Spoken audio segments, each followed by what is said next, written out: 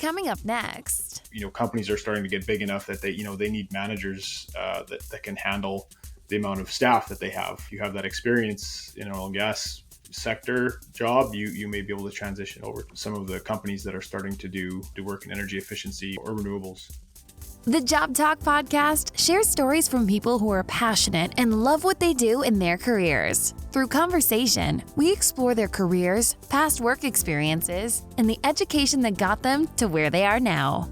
We are putting together a Career Crisis Ultimate interview series. We are asking experts to give their best advice and guidance around work anxiety, career pressures, career goal setting, and ultimately, career transformation. To learn more about this special interview series and get notified when it's available, please visit our webpage at thejobtalk.com/help.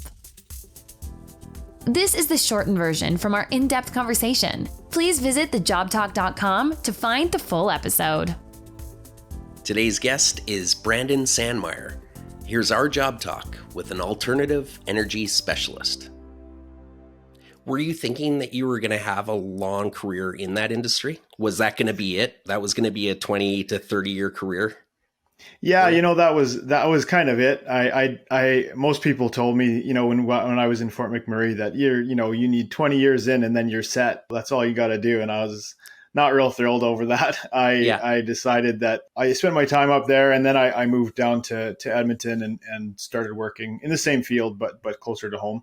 And it was something that I didn't really know where it could lead. I expected that I would probably end up in, a management role maybe at some point in time, but those opportunities didn't present themselves because there was just so much work to do. And I was spending a lot of time in a field service truck, working weekends, and it started taking over more of my life as I got married and decided to have kids. So I wanted to be home a little bit more. And so that when I was around 30 years old, I kind of had a moment where we considered, changing careers. My wife and I kind of sat down and tried to figure out, what else I could do. If there was anything else out there, it was kind of a good time to make a choice. Are you surprised that in a relatively short period of time, you've landed in the position that you're in?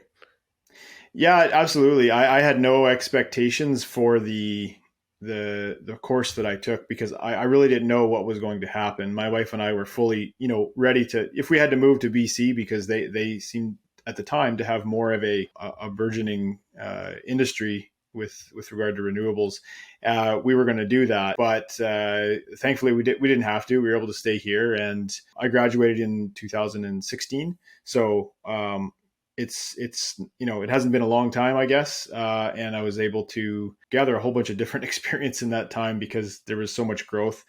The compensation between oil and gas and alternative energy, do you think it's comparable, or is it becoming comparable? Yeah, I think that's it's difficult to say because it depends on what a person was doing before.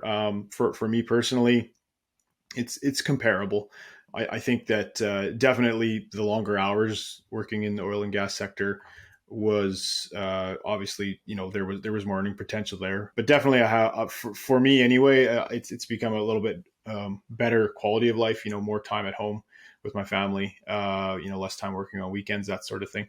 So I would say that it's comparable in that regard. And, others may have different experiences because they were in different roles. If they do transition, it's hard to enter a new industry at the same kind of level you were maybe at a long-term position with an oil and gas firm. But those are starting to, emerge where companies are starting to get big enough that they need managers that can handle the amount of staff that they have. And if you have that experience in an oil and gas sector job, you may be able to transition over to, some of the companies that are starting to do work in energy efficiency or renewables. Do you have any advice that you could give to somebody that's about to enter the alternative energy technology program at NAIT? And the advice would probably work for somebody going to any institute that's offering a program like that. Yeah, I think that it's a good idea if you're thinking about making a switch and you have an inclination towards this industry. You're passionate about it. I was a little bit ignorant. I wasn't an environmentalist, I would say, or anything going in. I learned a lot about climate change and about, the effects it's having and the way and the mitigations that are going that exist.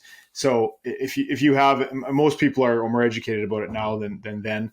So I think that if you do have that interest, I would jump in with both feet. There's way more opportunity out there, even from an education standpoint right now. I know that the U of A, I believe the University of Calgary, there's other institutions that have programs around this as well, not just NAIT. So do your research and find something that works for you. I imagine, there's opportunity even to do it part-time, not having to jump right in for 2 years like I did and forgo a wage for a period of time. It's something that you could kind of work away at or possibly even go and get your master's in. There's definitely opportunities there. So yeah, I would say research what's available, and you can make the switch slowly or you can make the switch fast like I did, but it's definitely rewarding. I've found it super rewarding, and I know that I'll have, a career right till retirement in this space. And I'm pretty happy with my choice that I'd made. Thank you for tuning in to the Job Talk podcast. For more information, please visit us at thejobtalk.com.